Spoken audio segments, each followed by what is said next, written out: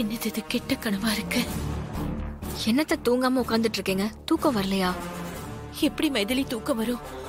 அதான் கெட்ட கனவா வருதே. என்னத்த சொல்றீங்க? கெட்ட கனவு வந்துச்சா? அப்படி என்ன கனவு வந்துச்சு? கார்த்திக் மாப்பிளைய யாரோ கத்தியால குத்துற மாதிரி கனவு வருது. அதான் பயமா இருக்கு.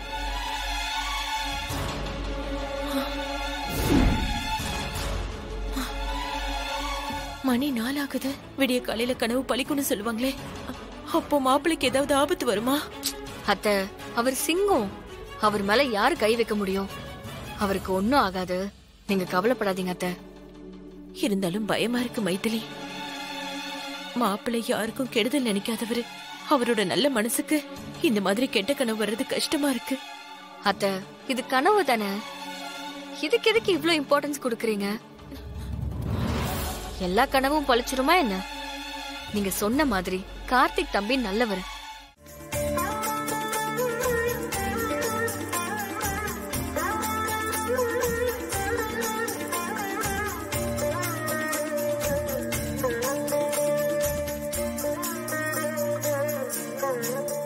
யார் பேருக்கு அர்ச்சனமா? சுவாமி பேருக்கு பண்ணிடுங்க. அப்படியே பண்ணிடலாமா? சகுடும்பானாம் சர்வாபிட்டதா சித்தர்த்தம் அர்ச்சனாபிஷேக அட்டோத்திர பூஜா மத்திய கரிஷ்யே. கடவுளே, நான் எப்பவும் உன்னை கும்பிட தவறுனதில்ல. நீதான் எல்லான்னு நினைச்சு உன்கிட்ட நிறைய வேண்டியிருக்கேன். ஆனா நீ எனக்கு பெருசா எதுவும் செய்யல.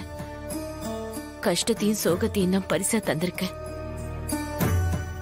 என் புருஷனை என்கிட்ட இருந்து பறிச்சுக்கிட்ட. என் பொண்ணும் உன் காலடியே சரணோன்னு கிடந்த. அவளையும் விட்டு வைக்காம கொண்டு போயிட்ட. இப்படி நிறைய இழப்புகளை வாழ்க்கையில பார்த்ததால என் மனசெல்லாம் ரணமா இருக்கு. இப்ப என் மாப்பிள்ளைக்கும் ஏதோ கெடுதல் நடக்க போற மாதிரி கனவு வருது. அப்படிலாம் எதுவும் நடக்க கூடாது. அவரு 100 வருஷம் ரொம்ப நல்லா இருக்கணும். எந்த ஆபத்தும் வரக்கூடாது. அவருக்காக அடி பிரதட்சணம் செய்ய போறேன். அந்த வேண்டுதலை ஏத்துக்கிட்டு அவரை நல்லபடியா வாழவே. அவர் எப்பவுமே நல்லா இருக்கணும்.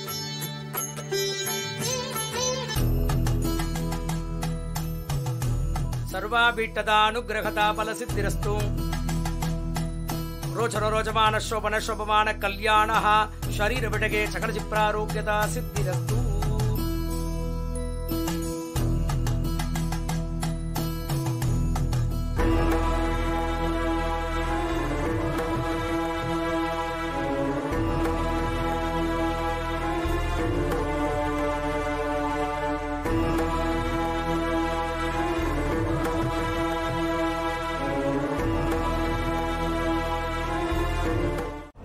ஏய், அங்க பச்சை சட்டை போட்டுட்டு ஒருத்தர் நிக்கிறான் பாரு.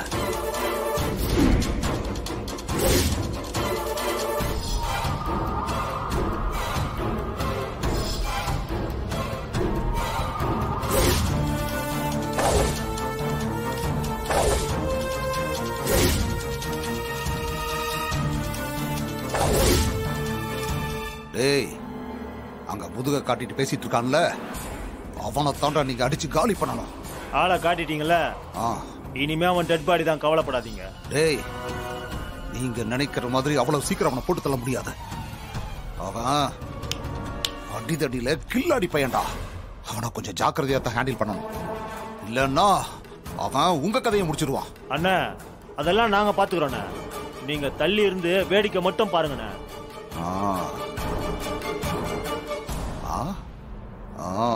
அவனை தீர்த்து கட்ட வேண்டியது எங்க பொறுப்பு.